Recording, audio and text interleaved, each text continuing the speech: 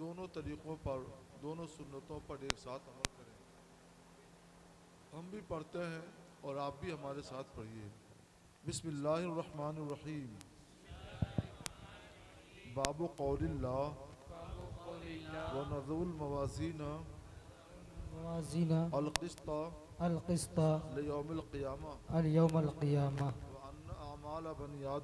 وأن أعمال بني آدم وقوله يوزن وقال مجاہد القسطاس العدل بالرمية ويقال القسط مصدر المقسط وهو العادل وأما القاسط فهو الجائر. حدثنا أحمد بن إشكابة قال حدثنا محمد بن فضيل عن عمارة بن القعقاع عن أبي زرعة عن أبي زرعة عن أبي هريرة رضي الله تعالى عنه قال النبي صلى الله تعالى عليه وسلم قال النبي صلى الله تعالى عليه وسلم كلمتان حبيبتان إلى الرحمن خفيفتان على اللسان ثقيلتان في الميزان سبحان الله وبحمده سبحان الله العظيم. بخاری شریف کی یہ آخری حدیث ہے اور اس کا تعلق آخرت کے آخری عمل سے ہے۔ آخرت کا سب سے آخری عمل یہ ہے کہ اللہ تبارک و تعالی میزان قائم فرمائے گا جس پر بندوں کے اقوال اور اعمال تولے جائیں گے، تاکہ ان کا دل بھی یہ اعتراف کر لے کہ ان کے بارے میں جنتی یا جہنمی ہونے کا جو فیصلہ ہوا وہ حق ہے اور فیصلہ وہی ہونا چاہیے۔ اس بارے میں ہم اہل حق، اہل سنت و جماعت کا عقیدہ ہے اور اجماعی عقیدہ ہے کہ اللہ تعالیٰ میزان قائم فرمائے گا اور اس پر بندوں کے اقوال اور اعمال تولے جائیں گے، وزن کیے جائیں گے۔ اسی سلسلے میں امام بخاری رضی اللہ تعالیٰ عنہ نے یہ ترجمۃ الباب یعنی عنوان باب قائم کیا ہے۔ اس کے برخلاف کلمہ پڑھنے والوں میں ایک گمراہ و گمراہ گر فرقہ ہے معتزلہ، ذا کے کسرے کے ساتھ۔ یہ اہل سنت سے الگ تھلگ ہے۔ اس کا عقیدہ یہ ہے کہ نہ تو میزان اللہ قائم فرمائے گا اور نہ اس پر بندوں کے اقوال اور اعمال تولے جائیں گے، یہ ممکن بھی نہیں ہے۔ وہ یہ کہتے ہیں، انہوں نے جو عقیدہ ظاہر کیا اس پر انہوں نے نہ تو کتاب اللہ کی کوئی آیت کریمہ پیش کی، نہ سنت رسول اللہ سے کوئی حدیث قائم کی، یعنی ان کے پاس کتاب و سنت سے کوئی دلیل نہیں ہے، مگر امام محمد بن اسماعیل بخاری رضی اللہ تعالی عنہ نے اہل حق اہل سنت و جماعت کے عقیدے پر یہاں دو دلیلیں قائم فرمائی ہیں۔ بظاہر دو دلیلیں ہیں اور دقت نظر سے کام لیا جائے تو یہاں ایک تیسری دلیل بھی مضمر ہے۔ تو میں یہ سمجھتا ہوں کہ یہاں امام بخاری رضی اللہ تعالیٰ عنہ نے 3 دلیلیں قائم فرمائی ہیں۔ پہلی دلیل کتاب اللہ سے، دوسری دلیل سنت رسول اللہ سے، اور تیسری دلیل سبحان اللہ بحمدہ سبحان اللہ العظیم سے۔ یہ 3 دلیلیں ہیں۔ ہم کوشش کریں گے کہ تینوں دلیلوں کو واضح کریں، یہی اس درس کا مقصد ہے۔ پہلی دلیل ہے کتاب اللہ کی آیت کریمہ، جس کو امام بخاری رحمۃ اللہ علیہ نے ترجمۃ الباب یعنی عنوان باب کا ایک جز بھی بنایا ہے۔ وہ فرماتے ہیں کہ اللہ تبارک و تعالیٰ ارشاد فرماتا ہے وَنَضَعُ الْمَوَازِينَ، ہم میزان قائم کریں گے. یہ اللہ فرماتا ہے کہ ہم میزان قائم کریں گے. موازین میزان کی جمع ہے. یہ میزان کس کام کے لیے قائم ہوگا؟ بچتی ہے جس کو تولا جائے. یہ دقت نظر ہے امام محمد بن اسماعیل بخاری رضی اللہ تعالیٰ عنہ کی. کیا سوچا اور کتنی گہرائی میں اتر کر کے اس آیت کریمہ سے استدلال کیا. اور یہ فیض ہے امام بخاری رضی اللہ تعالیٰ عنہ کا کہ جو تشریح کی ہے یہ کتابوں میں شروع میں کہیں نہیں ہے. تنہائیوں میں غور کرنے سے یہ برکت امام بخاری رحمۃ اللہ علیہ کی خدمتی برکت سے حاصل ہوئی. امام بخاری رحمۃ اللہ علیہ اس کی بات کہتے ہیں اور بندوں کے اقوال اور اعمال اور اقوال وزن کیے جائیں گے. اعمال عمل کی جمع ہے. تو اس کا تقاضا یہ تھا کہ اقوال قول کی جمع لایا جائے، لیکن قول کو واحد لائے، جمع نہیں لائے، اور اعمال کو جمع لائے، واحد نہیں لائے. اس کی وجہ کیا ہے؟ اس کی وجہ یہ ہے عمل کا صدور ہاتھ سے بھی ہوتا ہے، بائیں ہاتھ سے بھی ہوتا ہے، انگلیوں سے بھی ہوتا ہے. تو کتنے ہو گئے؟ 5 5 10 انگلیاں ہو گئیں. ہر انگلی سے عمل کا صدور ہوتا ہے.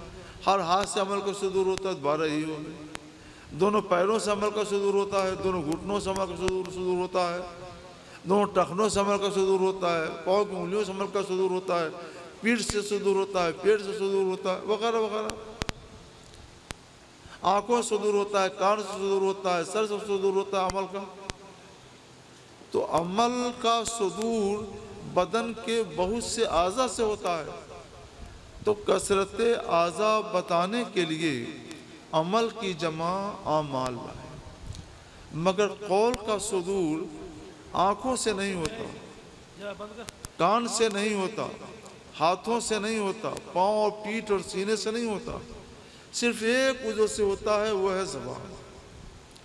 تو قول کا صدور چونکہ صرف زبان سے ہوتا ہے، تو یہ بتانے کے لیے کہ اس کا مصدر ایک ہے، قول واحد لائے، اور یہ بتانے کے لیے کہ عمل کے مصادر کثیر ہیں، اس کی جمع اعمال لائے. اس لیے فرمایا کہ بندوں کے اعمال اور ان کے قول وزن کیے جائیں گے. یہاں پہ میں ایک بات کی طرف آپ کو توجہ دلاؤں کہ الموازین یہ میزان کی جمع ہے، جس کا معنی ہے ترازو، وہ چیز جس پر وزن کیا جائے. اس کے بھی 2 پلڑے ہوں گے. اس کی جمع کیوں لائے؟ کیا میزان الگ الگ لوگوں کے لیے الگ الگ قائم کی جائے گی؟ زید کے لیے الگ، بکر کے لیے الگ، حامد محمود خالد راشد مرشد کے لیے الگ؟ نہیں. جمع کیوں لائے؟ کیا اس لیے لائے کہ ہر عمل کے لیے میزان الگ، نماز کے لیے الگ، روزے کے لیے الگ، حج کے لیے الگ، جنت کے لیے الگ؟ نہیں. پھر جمع کیوں لائے؟ تو اس کی وجہ یہ ہے کہ کبھی جمع عظمت شان بیان کرنے کے لیے لائی جاتی ہے، اور یہاں میزان کی جمع موازین عظمت شان بتانے کے لیے ہی لائی گئی ہے. مثال سے سمجھو، تم لوگ اتنے آدمی ہو، مثلا ایک کا نام حامد ہے تو ہم کہتے ہیں حامد جا رہا ہے، حامد آ رہا ہے، حامد بیٹھا ہے، حامد پڑھ رہا ہے. لیکن اگر حضرت کے بارے میں یہ بات کہنی ہے تو کیا کہیں گے؟ حضرت تشریف لا رہے ہیں، حضرت تشریف لے جا رہے ہیں، حضرت تشریف رکھتے ہیں، حضرت پڑھتے ہیں. یہاں جمع کا صیغہ تمہارے لیے واحد کا صیغہ. ذات تو تمہاری واحد ہے، تو ذات تو حضرت کی بھی واحد ہے. تو کیا بات ہے کہ یہاں جمع کا صیغہ استعمال ہو رہا ہے، وہاں واحد کا صیغہ استعمال ہو رہا ہے؟ تو یہ عظمت شان بتانے کے لیے.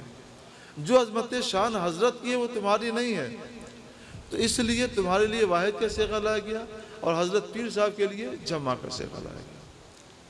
مگر اس عظمت شان کے اندر بھی کچھ باریکی ہوتی ہے، تبھی جمع اور واحد کا فرق کیا جاتا ہے. تم اپنی ذات میں واحد ہو اور کوئی چیز نہیں ہے، لہٰذا واحد کے لیے واحد ہی کا صیغہ لایا جائے گا۔ اور حضرت اپنی ذات میں تو واحد ہیں مگر صفات میں کثیر ہیں، یہ عالم بھی ہیں، فاضل بھی ہیں، عابد شب زندہ دار بھی ہیں، تقوی شعار بھی ہیں، اور خدا جانے کیا کیا ہے۔ وحدت میں کثرت رکھتے ہیں، جب کسی ذات میں کی وحدت میں کثرت جمع ہو جاتی ہے تو اس کی عظمت بتانے کے لیے جمع کا صیغہ لایا جاتا ہے کہ حضرت آ رہے ہیں، حضرت جا رہے ہیں، حضرت بیٹھے ہیں، پڑھ رہے ہیں۔ اور جب کسی ذات میں وحدت ذات ہی رہتی ہے اور کثرت کہیں سے نہیں آتی ہے تو اس کے لیے واحد ہی کا صیغہ لایا جاتا ہے۔ آ رہا ہے، جا رہا ہے، بیٹھا ہے، کھا رہا ہے، یہ فرق ہے۔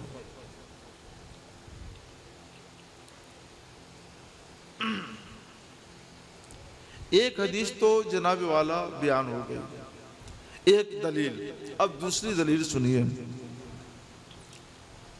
امام بخاری رضی اللہ تعالیٰ عنہ اب فرماتے ہیں دوسری دلیل کے ذکر میں، ہم سے حدیث بیان کی ہمارے شیخ احمد بن اشکاب نے، انہوں نے فرمایا حدیث بیان کی ہم سے محمد بن فضیل نے، انہوں نے روایت کیا عمارہ بن قعقاع سے، وہ روایت کرتے ہیں ابو زرعہ سے، وہ روایت کرتے ہیں ابو ہریرہ رضی اللہ تعالی عنہ سے۔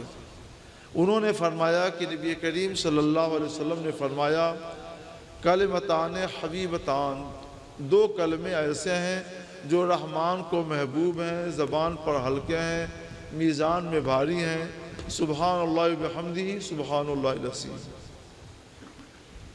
ہم یہاں کچھ کئی حیثیتوں سے باتیں کریں گے۔ پہلی یہ کہ ہم بخاری رحمۃ اللہ علیہ نے سیدھے یہ کیوں نہیں بیان کیا قال رسول اللہ صلی اللہ تعالی علیہ وسلم، رسول اللہ صلی اللہ علیہ وسلم نے بیان فرمایا، ڈائریکٹ نہیں کہا انہوں نے، بلکہ کیا کہا، رسول اللہ تک پہنچنے کے لیے اپنے ذمہ دار، دیندار، تقوی شعار اساتذہ کا ذکر کیا کہ ہم سے حدیث بیان کی، ہم سے ہمارے تقوی شعار استاد شیخ احمد بن اشکاب نے، وہ کہتے ہیں ہم سے حدیث بیان کی ہمارے تقوی شعار استاد محمد بن فضل نے، وہ کہتے ہیں ہم سے روایت کیا عمارہ بن قعقاع نے، وہ روایت کہتے ہیں ہم بیان کیا ہمارے شیخ ابو زرعہ رضی اللہ تعالیٰ عنہ نے۔ یہ ابو زرعہ دو نام کے ہیں، ایک ابو زرعہ رازی ہیں جو بہت بات کے ہیں، امام بخاری کے ہم عصر ہیں، اور یہ ابو زرعہ دوسرے ہیں جو تابعی ہیں، اور وہ کہتے ہیں ہم سے بیان کیا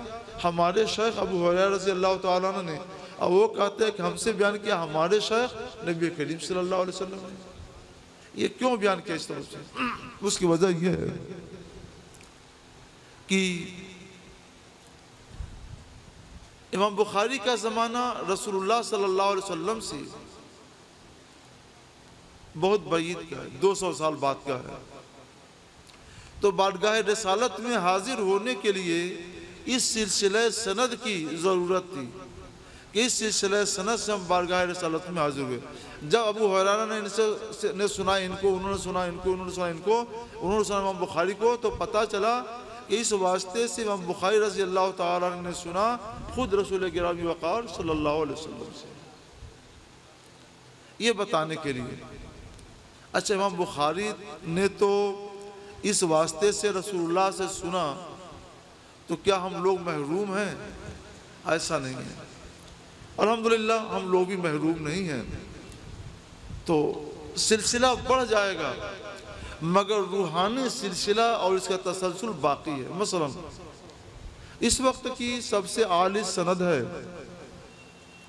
وہ ہم بیان کرتے ہیں، ہم سے حدیث بیان کیا اور قرأت حدیث کی اجازت دی برہان ملت مولانا عبد الباقی برہان الحق قادری رضوی سلامی جبل پوری رحمۃ اللہ علیہ، اور انہوں نے ڈائریکٹ پڑھا اور اجازت حدیث حاصل کی اعلیٰ حضرت امام احمد رضا علیہ رحمۃ و رضوان سے۔ صرف ایک سند سے ہم لوگ اعلیٰ حضرت تک پہنچ گئے، صرف ایک سند، حالانکہ بہت لمبا فاصلہ ہمارے ان کے درمیان ہے، اور انہیں ڈائریکٹ اجازت حدیث حاصل ہے خاتم الاکابر سیدی آل رسول احمدی مارہروی رضی اللہ تعالیٰ عنہ سے، اور انہیں ڈائریکٹ اجازت حدیث حاصل ہے سراج الہند شاہ عبدالعزیز محدث دہلوی رحمۃ اللہ علیہ سے۔ تو 2-3 واسطوں سے ہم لوگ کہاں تک پہنچ گئے؟ شاہ عبدالعزیز محدث دہلوی رضی اللہ تعالیٰ عنہ تک، اور وہ چند واسطوں سے حاضر ہوتے ہیں امام بخاری رضی اللہ تعالیٰ عنہ کی بارگاہ میں، اور امام بخاری رضی اللہ تعالیٰ عنہ چند واسطوں سے حاضر ہوتے ہیں رسول اللہ کی بارگاہ میں۔ تو اس سلسلہ سند سے ہم لوگ رسول اللہ کی بارگاہ میں حاضر ہیں۔ اور ابو ہریرہ جو فرماتے ہیں قال النبی صلی اللہ علیہ وسلم، سرکار نے فرمایا، تو ہم گویا اب ان کے واسطے سے، ان سے نہیں بلکہ خود رسول گرامی وقار صلی اللہ علیہ وسلم کی زبان اقدس سے اور زبان فیض ترجمان سے یہ حدیث نبوی سن رہے ہیں۔ ہم لوگ سلسلے کی اسی لیے قائل ہیں، سلسلہ ختم کر دو تو سارا سلسلہ ٹوٹ جائے گا۔ اب یہ مجلس اس حیثیت سے دیکھا جائے تو مجلس رسول ہے، ہم لوگ بارگاہ رسول میں حاضر ہیں، اور جب ہم مجلس رسول میں حاضر ہیں، بارگاہ رسول میں حاضر ہیں، تو ہمیں حق ہے اپنے عقیدت اور عشق کے اظہار کے لیے کہ بیٹھ کر صلاۃ و سلام پڑھیں یا کھڑے ہو کر صلاۃ و سلام پڑھیں۔ ہم تو بارگاہ رسول میں حاضر ہیں، ہم کھڑے ہو کر بھی پڑھ سکتے ہیں، بیٹھ کر بھی پڑھ سکتے ہیں، اس پر کسی کو اعتراض کی گنجائش نہیں ہے۔ تو اس لیے آج ہم لوگ بارگاہ رسالت میں حاضر ہیں۔ اچھا، تھوڑی دیر کے لیے آپ روحانیت میں آئیے، تصوف کی دنیا میں آئیے، اور غور کیجئے کہ رسول اللہ نے خود سے بیان کیا ہے یا کسی سے سنا ہے؟ اس کا جواب قرآن دیتا ہے، ما ينطق عن الهوى ان هو الا وحی یوحی۔ رسول اللہ اپنی زبان سے کچھ نہیں بولتے، وہ تو وہی بولتے ہیں جو اللہ وہی کرتا ہے، تو ان کو اللہ نے بتایا۔ تو گویا اب ہم لوگ بارگاہ الہی میں حاضر ہیں، اور رسول اللہ کے واسطے سے ہم لوگ اللہ کا کلام غیر متنو سن رہے ہیں۔ سبحان اللہ و بحمدہ سبحان اللہ العظیم۔ ایک سلسلے نے ہم کو کہاں سے کہاں تک پہنچا دیا، ایک مشت خاک کو پہلے بارگاہ رسالت میں اور پھر بارگاہ الہی میں حاضر کیا، اور اس کی رحمتوں اور نعمتوں سے سرفراز کیا۔ اسی لیے ہمارے بزرگوں میں، اکابر میں، اسلاف میں ہمیشہ سے اجازت حدیث کا، قرأت حدیث کا سلسلہ جاری رہا ہے۔ ہم انشاءاللہ درس حدیث مکمل کر کے آپ کو درس حدیث و قرأت حدیث کی اجازت دیں گے۔ اب حدیث پاک کی تشریح۔ کلمتان حبیبتان الی الرحمن خفیفتان علی اللسان ثقیلتان فی المیزان۔ اس میں کلمتان موصوف ہے جس کی 3 صفتیں، حبیبتان الی الرحمن 1، خفیفتان علی اللسان 2، ثقیلتان فی المیزان 3 صفتیں بیان کی گئی ہیں کلمتان کی، اور یہ سب مل کر کے خبر ہیں، خبر مقدم۔ اور سبحان اللہ و بحمدہ پہلا کلمہ، سبحان اللہ العظیم یہ دوسرا کلمہ، یہ دونوں کلمے مجموعی طور سے مبتدأ مؤخر ہیں۔ مبتدا کا مرتبہ مقدم ہوا کرتا ہے، اس لحاظ سے ہم ترجمہ کریں گے سبحان اللہ و بحمدہ سبحان اللہ العظیم۔ ایسے 2 کلمے ہیں جو رحمان کو محبوب ہیں، زبان پر ہلکے ہیں، میزان میں بھاری ہیں۔ سبحان اللہ و بحمدہ سبحان اللہ العظیم۔ اب اس کی تشریح سنیے۔ یہاں ان دونوں کلموں کی رسول اللہ صلی اللہ تعالیٰ علیہ وسلم نے 3 خوبیاں بیان کی ہیں۔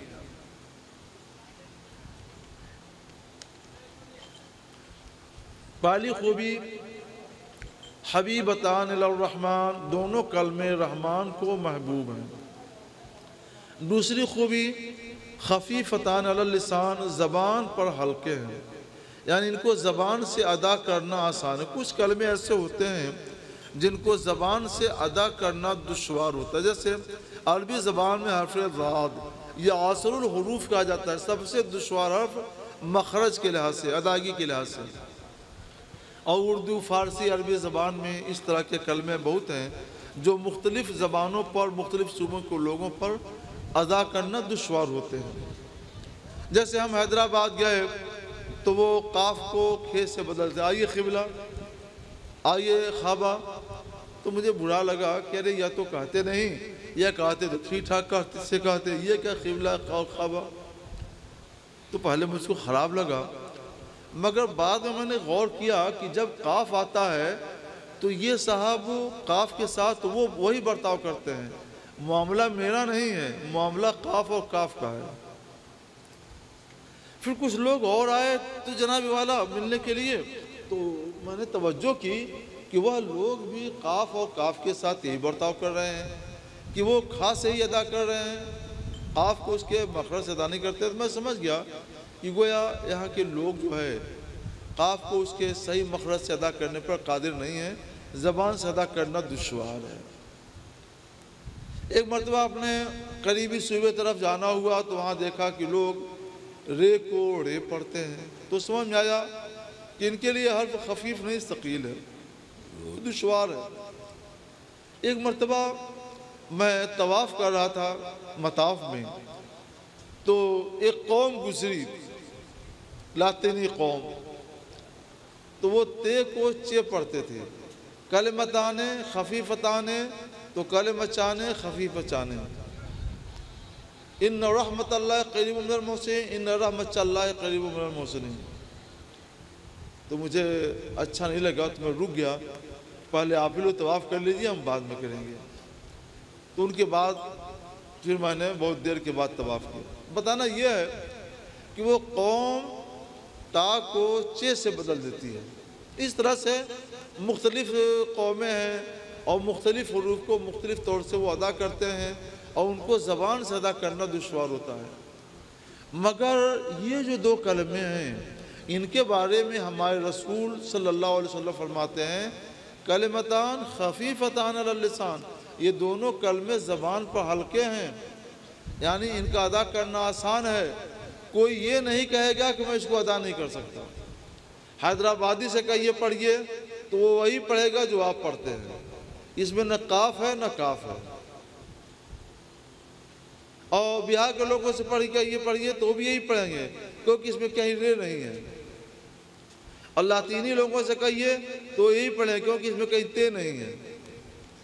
اسی طرح آپ پوری دنیا کے قوموں کا جائزہ لیجئے جن کی زبان پر کچھ حروف کا ادا کرنا دشوار ہے، تو سب کے سب اس کو صحیح پڑھیں گے، کسی کو یہ شکایت نہیں ہوگی کہ ہم اس کو اس مخرج سے نہیں ادا کر پا رہے ہیں۔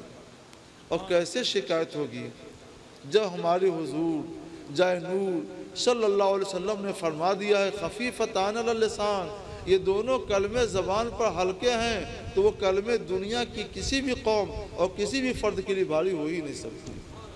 یہ اعجاز ہے مصطفیٰ جان رحمت صلی اللہ علیہ وسلم کا، کہہ دیا خفیف تو خفیف ہے، اب وہ ثقیل نہیں ہو سکتے، چاہے دنیا کی کوئی بھی قوم ہو اور جاہل سے اجہل قوم ہو، سب اس کو صحیح پڑھیں گے۔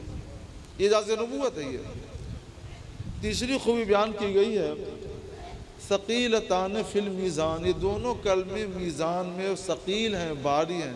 دیکھو ایک طرف کہا گیا خفیف اور دوسری طرف کیا کہا جا رہا ہے ثقیل۔ یہ جو ثقیلتان فی المیزان کہہ رہے ہیں اسی سے استدلال کیا ہے امام محمد بن اسماعیل بخاری رضی اللہ تعالیٰ عنہ نے کہ دیکھو فی المیزان ثابت ہوا کہ میزان قائم ہوگا، اللہ قائم فرمائے گا، اور یہ بھی معلوم ہے ثقیلتان فی المیزان، یہ دونوں کلمے بھاری ہوں گے۔ دونوں کلموں کے بھاری ہونے مطلب کیا؟ کلموں کے اندر وزن ہوگا اور کلمے وزن کیے جائیں گے تبھی تو بھاری ہوں گے۔ تو پتہ چلا کہ بندوں کے اقوال تولے جائیں گے، اور جب قول تولے جائیں گے تو اعمال بھی تولے جائیں گے، کوئی فرق اس میں نہیں ہے۔ تو اسی حدیث پاک سے ثابت ہو گیا کہ اللہ تعالیٰ میزان قائم فرمائے گا، بندوں کے اعمال اور اقوال تولے جائیں گے۔ قول میں اور عمل میں جو ہم فرق کرتے ہیں وہ اپنے عرف کے لحاظ سے کرتے ہیں، ورنہ حقیقت میں قول بھی عمل ہی ہے۔ زبان کی کوشش اور عمل کا نام قول ہے، ہاتھ پاؤں کی کوشش کا نام کیا ہے؟ عمل ہے۔ تو اپنے عرف کے لحاظ سے ہم ایک کو قول کہتے ہیں اور ایک کو عمل کہتے ہیں، ورنہ حقیقت میں یہ بھی عمل ہے اور وہ بھی عمل ہے۔ تو جب کلمتان کے بارے میں ثابت ہو گیا وہ تولے جائیں گے، تو اسی طریقے سے ان کے بارے میں بھی ثابت ہو گیا کہ وہ سب کے سب تولے جائیں گے۔ تو اہل سنت و جماعت کا عقیدہ تو ثابت ہو گیا۔ یہ دوسری دلیل تھی امام محمد بن اسماعیل بخاری رضی اللہ تعالیٰ عنہ کی۔ مگر یہاں ایک دشواری ہمارے لیے ہے جو کبھی مجھ کو پیش آئی کہ کلمے وہی دو کلمے خفیف بھی ہیں اور وہی دو کلمے اسی آن میں اور اسی وقت میں ثقیل بھی ہیں۔ ایسا کیا ہو سکتا ہے کہ ایک ہی چیز آنے واحد میں وقت واحد میں خفیف بھی ہو ثقیل بھی ہو؟ ہمارا اپنا معمول یہ ہے کہ جب کوئی مسئلہ بہت پیچیدہ ہو جاتا ہے، حل نہیں ہوتا مطالعے سے غور کرنے سے، تو عشاء کے بعد سویرے سوتا ہوں اور 3 بجے رات کے قریب بیدار ہو کر تہجد پڑھ کر غور کرتا ہوں۔ کبھی تہجد ہی میں معلوم ہو جاتا ہے، مسئلہ حل ہو جاتا ہے، اور کبھی اس کے بعد جب دعا کرو تو وہ مسئلہ حل ہو جاتا ہے۔ اور کبھی یہ میں نے کہاں سیکھا؟ امام اعظم ابو حنیفہ رحمۃ اللہ علیہ سیکھا۔ ان کی سوانح حیات میں لکھا ہوا ہے کہ دن بھر پڑھاتے تھے طلبہ کو اور رات بھر عبادت کرتے تھے۔ تو سوچا یہ کہ مسئلہ کب حل کرتے تھے؟ تو ہم نے جب یہ سوچا مسئلہ کیسے حل کرتے تھے تو اللہ نے خود سمجھا دیا کہ نمازیں جب ہم خشوع و خضوع سے پڑھتے ہیں تو خود بخود مسئلہ حل ہو جاتا ہے۔ تو پتہ چلا کہ جتنا نماز خشوع و خضوع سے پڑھو گے ایسی مشکل سے مشکل مسائل حل ہوتے جائیں گے۔ دوسری صورت یہ ہے کہ اولیاء اللہ کی بارگاہ میں حاضری دو، وہاں سے نہیں پھر یہاں سے حل ہوگا۔ اتفاق سے میں ایک بار پونا گیا تھا تو لوگوں نے بتایا کہ یہاں 25 کلومیٹر دوری پر ایک بزرگ رہتے ہیں قمر علی درویش، اس میں 11 حروف ہیں، قمر علی درویش میں 11 حروف ہیں۔ میں بھی گیا فاتحہ پڑھنے کے لیے، وہاں لوگوں نے بتایا ایک بڑا پتھر نظر آیا۔ وہ پتھر بتایا انہوں نے 70 کلو کا ہے، مگر اس کی خوبی یہ ہے کہ 11 آدمی اس کے نیچے کلمے کو انگلی رکھ کر دھیرے دھیرے سے اشارہ کرتے جائیں اور پڑھتے جائیں قمر علی درویش، تو وہ پتھر اٹھتا جائے گا۔ اگر سانس نہیں ٹوٹ رہا ہے نا تو وہ انگلیوں کے اوپر ایسے ہلتا رہے گا۔ تو میں نے کہا سبحان اللہ، یہ تو اچھی بات ہے، چلے ہم لوگ بھی دیکھیں۔ ہم لوگ کل 4 آدمی تھے، تو ابھی 7 آدمی کی ضرورت تھی، تو ہم نے 7 آدمیوں کا چندہ کیا، روپے کا نہیں، آدمیوں کا۔ ہم نے کہا آئیے تھوڑا سا اس کو دیکھا جائے۔ آئے 7 آدمی اور 11 آدمیوں نے مل کر کے نیچے کلمے کو انگلی لگائی، اور انگلیوں سے کیا ہوا، 70 کلو کا پتھر اٹھے گا؟ نہیں اٹھ سکتا۔ بس ایسی حرکت دی گئی اوپر اٹھانے کے لیے تو پتھر اٹھنے لگا، اور سب پڑھیں قمر علی درویش، جب تک ایک آدمی اور پتھر اوپر جا کر یوں یوں یوں ہی ہلنے لگا۔ جب تک کسی کا سانس ٹوٹ گیا تو پتھر دھڑام سے گرا، اور اسی کی طرف گرا جس کی سانس ٹوٹ گئی تھی۔ اس کی خوبی یہی ہے کہ جس کی سانس ٹوٹے اسی طرح وہ پتھر گرتا ہے۔ مگر آج تک یہ بھی اس کی خوبی ہے کہ کبھی کسی کے پاؤں پہ نہیں گرا ہے۔ اس میں ایک بات تو یہ ہے کہ پاؤں پر گرے تو پھر کون اٹھائے گا، اور دوسری بات یہ کہ ولی کی بارگاہ کا پتھر اور کسی کی پاؤں پر جائے، یہ نہیں ہو سکتا۔ وہاں مجھ کو یہ بات سمجھ میں آئی کہ وہ پتھر ہے جو خفیف بھی ہے اور ثقیل بھی ہے، ایک ہی وقت میں وہ خفیف بھی ہے اور اسی وقت میں وہ ثقیل بھی ہے۔ جس وقت وہ خفیف تھا اسی وقت میں وہ ثقیل بھی تھا، اس کو وزن کم نہیں ہوا تھا۔ تو سرکار نے اگر فرمایا خفیفتان ثقیلتان تو اس میں کوئی حیرت کی بات نہیں ہے۔ ایک طرف وہ خفیف ہے، ہلکے ہیں، ایک طرف وہ ثقیل ہے اور بھاری ہے۔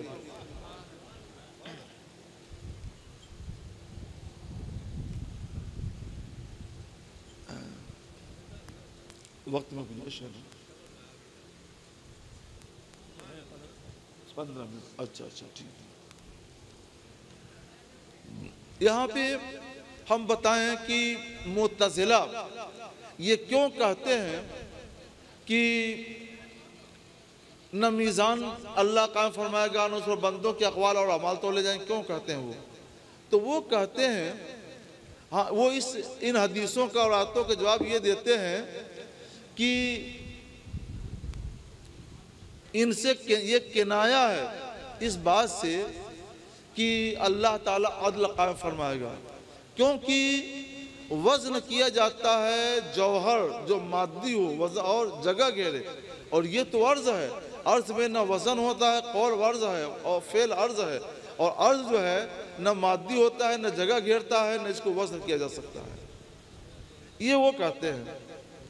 تو ہم اس کو مختصراً بتاتے ہیں، یہ ان کی نافہمی ہے۔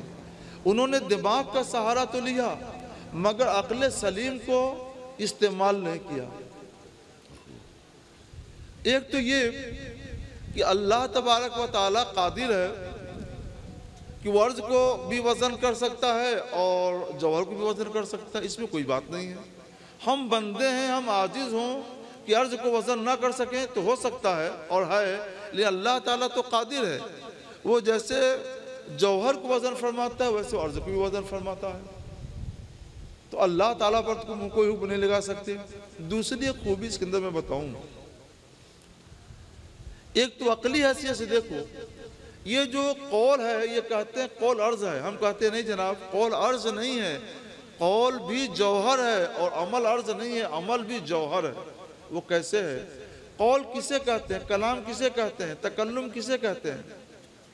تو ماہرین عقلیات و صوتیات بیان کرتے ہیں کہ منہ کے اندر جب گلا، زبان، تالو، ہونٹ کو حرکت دیتے ہیں، ہلاتے ہیں خاص طریقے سے، تو منہ کے اندر جو ہوا بھری ہوئی ہے اس ہوا میں خاص قسم کی شکل بنتی ہے، اسی شکل کا نام ہے قول۔ اور وہی ہوا جب وہاں سے نکل کر ہمارے کان پر ٹھپا مارتی ہے تو ہمارے لیے قول کا سننا پایا جاتا ہے، زبان سے نکلتی ہے تو زبان سے بولنا اور قول کرنا پایا جاتا ہے۔ تو یہ قول عرض نہیں ہے بلکہ ہوا کے ساتھ مرکب ہے۔ قول جو پایا جاتا ہے، لفظ جو پایا جاتا ہے نا، وہ ہوا کے ساتھ مل کر بنتا ہے، اس کی شکل ہوا کے ساتھ مل کر بنتی ہے، اور ہوا عرض نہیں ہے، ہوا بلکہ یہ جوہر ہے، اور اس کے اندر وزن ہے، ٹیوب ہے، ٹیوب خالی وزن کر کے دیکھ لو اور پھر اس کے اندر وزن ہوا بھر کر کے دیکھ لو، اس کا وزن بڑھ جائے گا۔ تو پتہ چلا ہوا کے اندر وزن ہے اور ہوا عرض نہیں، ہوا جوہر ہے، اور ہوا ہی سے مل کر کے قول بنتا ہے، کلام بنتا ہے، تکلم بنتا ہے، اس لیے وہ عرض نہیں جوہر ہے۔ جب جوہر ہے تو اس کے وزن کیے جانے میں کیا کمی ہے، کیا فرق پڑتا ہے؟ اور یہی حال فعل کا بھی، ہم جو نماز پڑھتے ہیں کھڑے ہوئے، بیٹھے، رکوع کیا، سجدہ کیا، یہ ہوا کے ساتھ اس کی ایک شکل خاص بن جاتی ہے۔ وہی شکل خاص ویڈیو میں محفوظ کر لیتے ہیں تو لگتا ہے کہ آدمی اٹھ رہا ہے، بیٹھ رہا ہے، رکوع میں جا رہا ہے، سجدے میں جا رہا ہے، ساری حرکت نظر آتی ہے۔ وہ کیا ہے؟ وہاں کی ہوا کے ساتھ اس کو محفوظ کر لیا جاتا ہے، اور ہوا سے جب محفوظ کیا گیا تو وہ عمل جوہر ہوا نہ کہ عرض ہوا۔ اور ہمارے حضرت صوفیاء کرام سے ماشاءاللہ، تو ہم صوفیاء کرام کے ایک مثال دیں۔ بحر العلوم رحمۃ اللہ علیہ نے فوات الرحموت میں اس بات کا انکشاف کیا ہے کہ ہمارے جو اعمال ہیں، ان اعمال کے لیے شکل محسوس ہیں، مجسم ہیں۔ اس شکل محسوس اور اس شکل مجسم کو ہم تو نہیں دیکھتے ہیں، ہماری آنکھیں گنہگار ہیں، لیکن جن نگاہوں کو اللہ نے گناہوں سے محفوظ رکھا ہے، وہ نگاہیں ہمارے اعمال کو شکل محسوس اور مجسم میں مشاہدہ کرتی ہیں۔ ہم وہ دیکھتے ہیں، ہماری نمازوں کو دیکھتے ہیں، دیکھ کر ہی بتا دیتے ہیں یہ نماز صحیح ہے، یہ نماز باطل ہے، یہ نماز مکروہ تحریمی ہے، اور یہ نماز مکروہ تنزیہی ہے، دیکھتے ہی بتا دیتے ہیں۔ ہم بھی بتاتے ہیں، مگر ہم سے کوئی پوچھے گا کہ ہم نے نماز پڑھی ہوئی کہ نہیں ہوئی، تو میں پوچھوں گا کہ یہ ارکان ادا کیے ہو، یہ شرائط ادا کیے ہو، یہ سنت ادا ہوئی ہیں، تو ہم کہیں گے صحیح ہے۔ ہم پوچھ کر بتاتے ہیں، دیکھتے نہیں ہیں، وہ دیکھ کر بتاتے ہیں، پوچھتے نہیں ہیں، یہ فرق ہے۔ وہ فرماتے ہیں کہ جیسے ایک مردہ پڑا ہوا ہو تو کوئی بھی آدمی دیکھ کر ہی بتا دے گا یہ مرا ہوا ہے، ایک صحت مند آدمی بیٹھا ہو تو کوئی آدمی دیکھ کر ہی بتائے گا یہ زندہ ہے اور صحت مند ہے، اور کوئی بیمار ہے چپ چاپ مایوس پڑا ہوا ہے، کوئی دیکھ کر بتائے گا کہ اس کو کوئی بڑی بیماری ہے، بہت کمزور ہو گیا ہے۔ ایسی وہ نمازوں کو دیکھ کر بتاتے ہیں نماز بالکل صحیح ہے، تو اس کے اندر نشاط ہوتا ہے، تازگی ہوتی ہے، بالکل صحیح ہو، بتائیں گے بالکل صحیح نماز ہے۔ اور نماز مردہ شکل میں پڑی ہوئی ہے تو دیکھ کر ہی بتا دیں گے باطل ہے، مری ہوئی ہے نہیں باطل ہے، اور مکروہ تحریمی ہے کہ بہت کمزور ہے، اس میں کوئی بیماری ہے، کراہت آ گئی ہے، اور مکروہ تنزیہی ہے تو تھوڑی سی سستی آتی ہے جسم کے اندر، تو دیکھ کر ہی سب کچھ بتا دیتے ہیں۔ ہم پوچھ کر بتاتے ہیں، وہ دیکھ کر بتاتے ہیں۔ تو بتانا یہ ہے کہ ہم جو اعمال کرتے ہیں ان اعمال کا بھی شکل محسوس ہے، جسم میں محسوس ہے، اور جب جسم میں محسوس ہے تو جسم محسوس کو دنیا میں بھی وزن کیا جا سکتا ہے، آخرت میں بھی وزن کیا جا سکتا ہے۔ اس لیے معتزلہ نے غلط سمجھا۔ عقل سلیم کا بھی فیصلہ وہی ہے جو قرآن کا ہے، عقل سلیم کا بھی فیصلہ وہی ہے جو حدیث رسول اللہ کا ہے کہ اقوال اور اعمال یہ جوہر ہیں، اللہ تعالیٰ میزان قائم فرمائے گا اور اس پہ ان کو تولے گا۔ سبحان اللہ وبحمدہ، سبحان اللہ العظیم۔ اللہ پاک ہے، ہم اس کی حمد و ثنا کرتے ہیں۔ اللہ پاک ہے، عظمت والا ہے۔ سبحان اللہ یہ لفظ ہمیشہ لازم الاضافت ہوتا ہے، یعنی اس کے لیے مضاف ہونا لازم ہے۔ میں اس کا مضاف الیہ کیا ہے یہ کہیں کتابوں میں نہیں لکھا ہوا ہے۔ مضاف الیہ کیا یہ کہیں نہیں لکھا ہوا ہے، لیکن یہ لکھا ہوا ہے ہر جگہ کہ لازم الاضافت ہمیشہ مضاف ہوا کرتا ہے۔ مضاف الیہ کیا ہوتا ہے وہ آج ہم سے سن لیجئے۔ اس کا مضاف الیہ ہمیشہ ہمیشہ ہمیشہ اللہ جل شانہ اور اس کے اسماء صفات ہوا کرتے ہیں۔ سبحان اللہ، اللہ آیا نا، سبحان الرحمن، رحمان آیا نا، سبحان الرحیم، رحیم آیا نا، سبحانہ کا اللہ کو خطاب ہے تو سبحان رب العرش، رب العرش کے لیے ذکر آ گیا۔ اس کا مضاف الیہ ہمیشہ اللہ ہوتا ہے، اللہ کے اسماء حسنہ ہوا کرتے ہیں۔ اس کی وجہ یہ ہے کہ سبحان وہی ہو سکتا ہے، اس کے علاوہ کوئی اور سبحان ہو ہی نہیں سکتا۔ سبحان کی ایسا کیوں؟ اس کی وجہ یہ ہے، سبحان کہتے ہیں اس ذات کو جو ہر طرح کے نقص سے پاک ہو، ہر طرح کے عیب سے پاک ہو۔ اور ائمہ لغت نے لکھا ہے کہ سبحان وہ ذات ہے جو حادث ہونے سے بھی پاک ہو اور حادث ہونے کی ساری علامتوں سے بھی پاک ہو۔ حادث اسے کہتے ہیں جو پہلے سے موجود نہ ہو، بعد میں موجود ہو، اور اللہ تو ہمیشہ سے اور ہمیشہ رہے گا، تو حادث ہونے سے پاک ہے۔ حادث ہونے کی علامتیں جیسے جھوٹ بولنا، کھانا پینا، سونا جاگنا، مرنا، یہ سب کیا ہے؟ حادث ہونے کی علامتیں ہیں۔ اللہ ان سے بھی پاک ہے۔ حادث ہونے کی ایک علامت یہ بھی ہے امکان، سمجھ گئے نا؟ امکان۔ دیکھو مرنا، موت، یہ ایک ایسی علامت ہے جو دنیا میں جو ہستی بھی آئی اونچی سے اونچی، اسے اللہ کا وعدہ پورا ہونے کے لیے موت آئے گی، اگرچہ ایک آن کے لیے صحیح۔ انبیاء کرام کو بھی موت آئے گی ایک آن کے لیے صحیح، رسول اللہ کو بھی وفات ہوئی ایک آن کے لیے صحیح، لیکن اللہ عز و جل ایک آن کے لیے بھی نہ اونگ آئے گی نہ موت آئے گی۔ اللہ تعالیٰ عرض کرتے ہیں انبیاء کو بھی اجل آنی ہے، مگر اتنی کی فقط آنی ہے، پھر اسی آن کے بعد ان کے حیات مثل سابق وہی جسمانی ہے۔ تو موت ان کو بھی آنی ہے، مگر یہاں موت بھی نہیں آئے گی، اونگ بھی نہیں آئے گی، بلکہ یہاں امکان موت بھی نہیں ہے۔ یہیں سے کذب اور امکان کذب کا مسئلہ بھی حل ہو گیا۔ لوگ کہتے ہیں اللہ جھوٹ تو نہیں بولتا مگر بول سکتا ہے، کاذب تو نہیں ہے مگر امکان کذب ہے۔ کیسے ہے؟ جب وہ سبحان ہے تو سبحان وہ ہے جو حادث ہونے سے بھی پاک ہو اور حادث کی ساری نشانیوں اور علامتوں سے بھی پاک ہو۔ حادث کی نشانیوں میں کذب بھی ہے اور امکان کذب بھی ہے۔ جب دونوں ہے وہ سبحان ہے تو یہی ثابت ہو گیا کہ جب اللہ جل شانہ سبحان ہے تو وہ کذب سے بھی پاک ہے اور امکان کذب سے بھی پاک ہے۔ اور جو ہم نے تیسری دلیل بتائی تھی، ہم یہاں وہ تیسری دلیل بھی مکمل کر دیں کہ اللہ تبارک و تعالی عاجز ہونے سے پاک ہے تو عجز سے بھی پاک ہے اور امکان عجز سے بھی پاک ہے۔ وہ نہ عاجز ہوگا اور نہ ہی اس کے عاجز ہونا ممکن۔ جب وہ عاجز نہیں ہے تو اگر کوئی چیز واقعی میں عرض بھی ہو تو اللہ اسے بھی وزن فرمائے گا۔ ہم عاجز ہیں عرض کو وزن کرنے سے، قول کو وزن کرنے سے، عمل کو وزن کرنے سے، لیکن اللہ قدیر ہے۔ ان اللہ علی کل شیء قدیر۔ اللہ سبحان ہے، وہ ہر امکان سے پاک ہے، عز سے پاک ہے، امکان عز سے پاک ہے۔ جب وہ سب سے پاک ہے تو وہ وزن کرے گا، قول کو بھی عمل کو بھی، سب کو وزن کرے گا۔ یہ لفظ سبحان اللہ بحمدہ، سبحان اللہ العظیم دلالت کرتا ہے۔ یہ تیسری دلیل ہے امام بخاری رضی اللہ تعالیٰ عنہ کی۔ اور یہی وجہ ہے کہ جامع ترمذی کی حدیث پاک میں آیا سبحان الذی لا ينبغي التسبیح الا لہ، پاک ہے وہ ذات کہ اس کے سوا کسی کے لیے بھی تسبیح مناسب ہی نہیں ہے۔ اللہ کے سوا کسی کے لیے تسبیح ہو ہی نہیں سکتی ہے۔ اس کے لیے اسی سے اگلا جاتا ہے سبحان، بڑی ہا سے، جس کے معنی عبادت کی آتے ہیں۔ تو لوگ سوچتے ہیں کہ سبحان کا معنی الگ اور اسی سے ماخوذ صبح اس کا معنی الگ۔ میں کہتا ہوں الگ کہاں ہے؟ ارے جو ذات ہر طرح سے پاک ہے، ہر نقص سے، امکان نقص سے، ہر عیب سے، امکان عیب سے، ہر عزت سے، امکان عزت سے، وہی اس لائق ہے کہ اس کی عبادت کی جائے، اور جس کی عبادت کی جائے گی وہی ذات اس لائق ہے کہ وہ سبحان ہو، سبحان ہو، سبحان ہو، قدوس ہو، وہی ذات اس لائق ہے۔ تو اس لیے عبادت سبحان کے لیے لائق ہے اور سبحان معبود کے لیے لائق ہے۔